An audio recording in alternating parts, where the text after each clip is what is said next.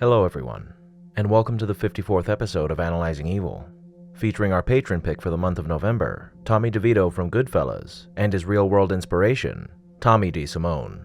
Joe Pesci as Tommy DeVito gives us one of the most accurate portrayals of a mafioso in the history of the genre, and in this film, we find a character who's eccentric, boisterous, and psychotic, a highly volatile, seasoned criminal, and cold-blooded killer.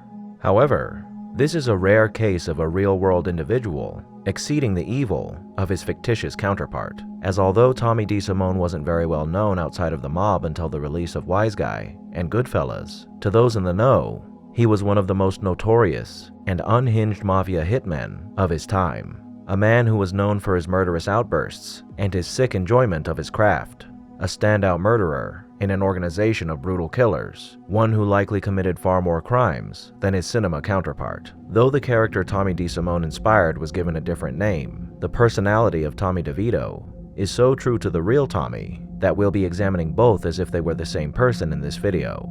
And for the rest of this video, I'll be referring to them exclusively as Tommy. However, there are still differences between the two, notably in their appearance, and some of the events that transpire in the film were either given to Tommy to pad his character or shown to us in a way that isn't entirely accurate, and I'll be pointing out these differences when applicable.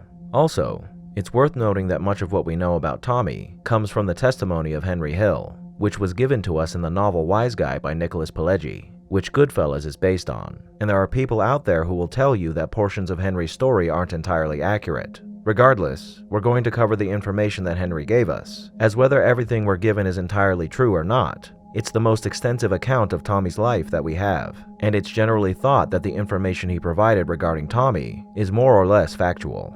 And of course, it's also worth mentioning that though Tommy is the most fearsome character in this story, nearly every person that was involved with Tommy and the lifestyle he lived were also involved in numerous criminal activities. And it wouldn't be fair to call Tommy the villain of this story, but we can call him the prime example of an evil that's present within all the members of his crew and the mafia itself. Now before we begin, I'd first like to briefly talk about our sponsor for this video, Skillshare. Skillshare is perhaps the greatest online resource out there for learning new skills and improving on existing ones. They have thousands of classes to choose from in a variety of different categories, like film and video, animation, and creative writing to name a few. There's a class in particular that I enjoy that will appeal to you self-starting creative types out there, and that's this class taught by Thomas Frank, which is called Productivity for Creatives, Building a System that Brings Out Your Best. In this class, Thomas talks about how to best maximize your time, thought processes, and mindset in order to help you succeed in your creative endeavors. And one takeaway from this lesson I found incredibly helpful was the idea of setting constraints for yourself. Ground rules that you can establish in your daily regimens that help you to focus your mind and better attune you towards your goals. This is only a fragment of one of the thousands of lessons available to you on Skillshare. And if you're interested in developing a new hobby or improving on an existing one, you can do so by clicking the link down in the description. The first 1,000 people to click that link will get access to 1 month of all that Skillshare has to offer, completely free. Whether you're a novice or a pro, if you're looking to expand and improve upon your own creativity, Skillshare is definitely the place to do so, and I can't emphasize enough how helpful their classes are. So don't wait. Sign up for your free month of Skillshare by clicking the link down in the description while you can, and start expanding your own creative knowledge today. Thank you, Skillshare, for sponsoring this video. Now, without further ado, let's begin. Tommy was born May 24, 1950 in Cambridge, Massachusetts, into a family that was already well connected in the world of the mafia, as his paternal grandfather and uncle, Rosario DeSimone and Frank DeSimone, were both the boss of the Los Angeles crime family at different points in history. From what we know, his parents weren't involved in the life. But regardless, Tommy and his two brothers, Robert and Anthony, would eventually become involved, presumably after they moved to New York, an environment that I'm sure had a much bigger influence on their development than a deceased grandfather and an uncle living across the country ever had. We don't know too much about Tommy's childhood, but we can assume that like most criminals, he got his start in the criminal world at a young age, and he was likely a troublemaker in his youth. Trouble often leads to more trouble, and when Tommy was 15 years old, he was introduced to Henry Hill, which could have been when he was introduced to Paul Vario as well. At this time, Henry described Tommy as a skinny kid wearing a wise guy suit and a pencil mustache, a look that conveyed Tommy's desire to appear older, but in fact, had the opposite effect due to the ridiculousness of his appearance. And adopting this look seems to have been something that was common with young people who were trying to impress others and gain points with other gangsters. Now, as with his general background, we don't know too much about Tommy's personality when he was younger, but just as we can assume his status as a young troublemaker, I'm sure the personality he developed later in life was present to some degree in his youth, but it was influenced and nurtured by someone very close to Tommy, Jimmy Burke, or as we know him in the film, Jimmy Conway. Jimmy was a longtime friend of Tommy's family, and by all accounts, it would seem that Jimmy was the one who noticed Tommy and his potential to do well in the criminal underworld. Now, the reason that I say that Jimmy had a huge effect on Tommy's personality is because it would seem that Jimmy was an incredibly volatile and violent man himself, and being close to a man like Jimmy molded Tommy's already violent behavior into an extreme. To reinforce this notion, we're given this description of Jimmy by Henry Hill in Wise Guy. If there was just the littlest amount of trouble, he'd be all over you in a second. He'd grab a guy's tie and slam his chin into the table before the guy even knew he was in a war. If the guy was lucky, Jimmy would let him live. Jimmy had a reputation for being wild. He'd whack you. There was no question. Jimmy could plant you just as fast as shake your hand. It didn't matter to him. At dinner, he could be the nicest guy in the world, but then he could blow you away for dessert. He was very scary, and he scared some very scary fellows. At another point in the novel, Henry describes how after murdering his best friend, Dominic Remo Cersani, Jimmy and Tommy buried him behind a club they frequented, and whenever they would pass that area, they would joke with one another and say, "Hi Remo, how you doing?" One that I'm sure influenced Tommy's own sense of humor. In essence, these are the elements that molded Tommy into the psychopath he became. A connection to the mafia through family and friends, and more importantly, the influence those friends and associates had on him. With that in mind, how can we describe Tommy's personality? Well, to his friends, he's just that, a friend. He's amiable, humorous, and has that wise guy charm, a man that often finds himself at the center of attention, a charismatic and confident individual with a narcissistic bent. A quick side note here. In the film, you could possibly attribute this bombastic personality to the fact that the actor who played him, Joe Pesci, is a rather short man, thus making the film version of Tommy appear to be short as well. However, his stature is never pointed out to us in a way that would make it seem like Tommy is overcompensating for his height. Whether or not this was intentional, it does service to the real-world Tommy, because in actuality, Tommy wouldn't have had such insecurities, as the real Tommy was 6'4", and he was reported to have been a physically menacing individual. However, as Henry explained in Wise Guy, Tommy always tried to project himself as a tough guy, the toughest of the tough.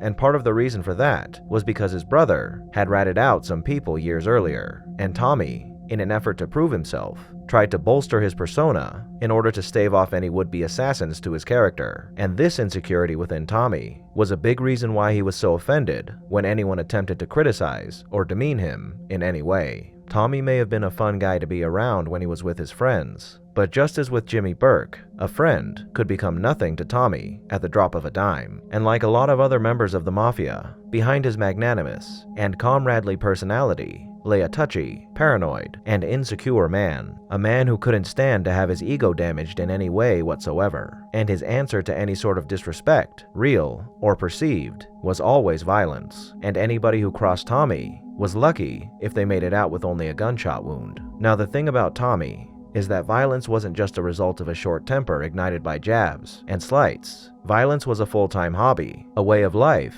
that he took the utmost pleasure in, and Tommy was well known as a merciless and sadistic killer. As an example, in a passage in Wise Guy, Henry describes the smell left in his car by Billy Bat's body as overwhelming, so much so that he eventually decided to junk his car. When Tommy heard about this, he apparently said that if he could have smelled it, he would have kept the car, only to remind him about how he took care of that miserable bastard, Billy Batts. And after the murder of Batts, Tommy became even more of a loose cannon than he already was, carrying 2 guns with him at all times, which earned him the moniker of Tommy Two Guns, and he became much more brazen and open with his violent behavior. It's worth noting that Tommy was rather petulant as well, as he threw a fit about having to dig Spider's grave after murdering him, being described by Henry as acting like a child who had been bad and had to clean the erasers after school. Now, Tommy obviously was involved in numerous criminal enterprises, including the notorious Lufthansa heist, but violence and murder are the real meat of what makes Tommy an evil person. It's unknown just how many people Tommy killed during his lifetime, but there are estimates ranging from around 10 to somewhere in the dozens, and I'm sure a number of those murders can be attributed to the cost of doing business in the mafia. Murders committed against people who were playing the same game as Tommy, which makes some of his kills more understandable than others, if not forgivable. However, of the murders we do know about, 2 of them more or less fall under that category, and the other 4 are done for entirely selfish reasons. The 2 that fall in that category are the murders of Parnell Stax Edwards and Dominic Remo Cersani. As we see in Goodfellas, Stax was murdered because of his negligence after the Lufthansa heist, a negligence that could have resulted in other people who were involved in this heist being sent to prison, and so he was ordered murdered by Paul Vario. A murder which isn't exactly justifiable, considering a man had to give up his life to save the criminal hides of others, but this was a murder Tommy was ordered to commit, rather than one he committed of his own free will, thus making it more of a gray area as far as morality goes. Now, Remo was murdered for much the same reason as Stax, as Remo was apparently talking to the police, and Jimmy Burke was about to be brought in on a hijacking charge due to the information Remo was providing the police. So Jimmy planned to have Remo killed, and had Tommy tag along with him, which again was something that Tommy was ordered to do, rather than something he did of his own free will. The next 4, however, the murders of William Billy Batts Bentavina, an unknown robbery witness, Michael Spider Gianco, and Ronald Foxy Giroth, are a different story. Billy Batts was murdered by Tommy for insulting him, telling Tommy to go and get his shine box to shine Billy's shoes, a remark that was likely an earnest jest that Tommy took very personally, killing this man for simply insulting him. It should be noted that Billy wasn't exactly a wonderful guy himself, but to kill someone for this purely selfish reason is a heinous thing to do. This is one of those events that's true, but it happened a little differently in reality, and the timeline between Billy insulting Tommy and Tommy killing Billy was a bit more stretched out. Henry Hill described the robbery witness as being killed by Tommy along with another associate named Stanley Diamond, because Tommy and Stanley were sore that they had to drive out and rough up this guy, taking their rage out on this man and going too far when they were only meant to intimidate him, which is a horrible reason to beat someone to death. Then we have Spider, who was killed for much the same reason as Billy Batts. Spider was shot by Tommy for refusing to dance when Tommy was joking around with him during a drunken stupor, and then was subsequently murdered when Spider told Tommy off after Tommy continued to mess with him following the shooting. A murder that was committed purely because Tommy's fragile ego was damaged by Spider. And finally, Foxy was killed because Tommy was dating his sister, and Foxy disapproved of this, and he reportedly said that he was going to kill Tommy. So in response, Tommy went to his apartment and shot him between the eyes. This may have been more or less justifiable, considering that Foxy threatened to kill Tommy, but we'll never truly know if that's the case. In the film, Tommy also murdered Maury, who was based on the real-life Martin Krugman, who was indeed murdered for the same reason as his film counterpart, but it's unknown if it was Tommy who committed this murder. But considering his eager attitude when it came to committing murders, I think it's probable that he did, and we can assume that he had a hand in murdering his other compatriots who were involved in the Lufthansa heist, but again, we'll never know. However, through all the unknown and known murders that Tommy committed, there's a few constants, and that's the frequency of his violent behavior, the amount of murders he committed, his enjoyment when doing so, and the ease at which he was able to perform these acts. And all of these constants would catch up to Tommy in the end, as his overreacting to the chiding of Billy Batts and his murder of Foxy Giroth eventually resulted in his death being ordered by none other than John Gotti himself. And at his end, who was Tommy DeSimone? He was your typical wise guy on the outside, a smart-mouthed, tough-talking, likable man. But behind that veil lay the violent temperament of a sadistic psychopath, a man who enjoyed all aspects of inflicting pain and suffering upon others. During the course of his life, Tommy would become well known in his organization as a loose cannon, a man who could be smiling at you one second and shoving a gun in your mouth the next. A man who could kill another simply for looking at him the wrong way. Tommy was by all accounts a menace, a crazy killer who operated to the tune of his own drum, and it was this hot-headed and violent behavior that spelled the end for who knows how many countless individuals. However, Tommy was essentially the product of his environment, as most of us are, and the people who influenced his upbringing and lifestyle had a heavy hand in shaping him into the notorious man he grew into. While that explains how Tommy became Tommy, it does not excuse what Tommy did, as a man's actions are his own, and though the hands of those guiding us may pull us in certain directions, it's ultimately up to the individual to plot their own course in life. And the course Tommy chose to take was one that would bring death, suffering, and misery to a great number of people. Wily, cruel, and remorseless, Tommy DeSimone was a great and horrible example of what beasts can be made of people who dedicate themselves to a life of crime. A man who fully embraced the life he lived and immersed himself in evil. Thank you all for tuning in to this episode of Analyzing Evil, and I hope you've enjoyed. What are your thoughts on Tommy? Did I miss anything? Let me know down below, and leave a suggestion for a villain you'd like to see featured in a future episode while you're at it. If you liked this video, hit that thumbs up button, and make sure to subscribe if you haven't already. A big thank you to all of my subscribers, and to my patrons, and a most vile thank you to those whose names you're seeing on screen now.